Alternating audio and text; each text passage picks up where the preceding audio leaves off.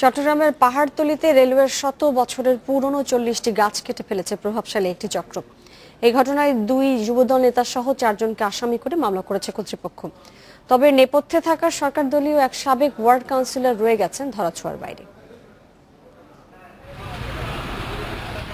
জায়গা রেলের, শতবর্ষী গাছগুলোও তাদের, আর পাশের রাস্তা বড় করছে চট্টগ্রাম সিটি কর্পোরেশন। কিন্তু দিনে দুপুরে বড় বড় গাছ কেটে নিল আওয়ামী লীগ আর বিএনপির প্রভাবশালীরা, আর এ কারণে বাধায় এগিয়ে আসেনি কেউ।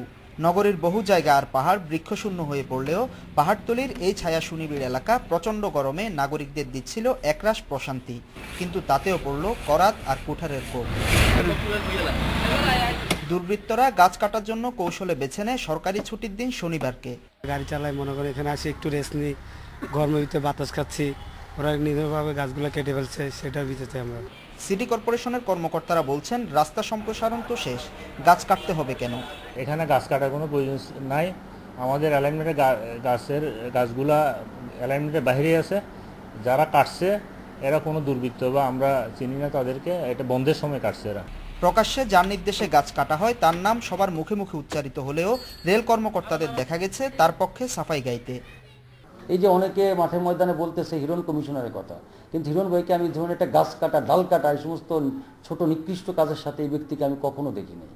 উনি মাঝে মধ্যে আমার চেম্বারে আসেন সৌজন্যমূলক, বসে চাটা খাই, হয়তো সাথে ছেলে পেলে থাকে, বলে যে দাদা আপনি এদেরকে 2-1টা ঠিকাদারি কাজ দিয়েন, এরা আমার লোকজন, এইটুকুই যত, এইটুকু, আর কিচ্ছু না।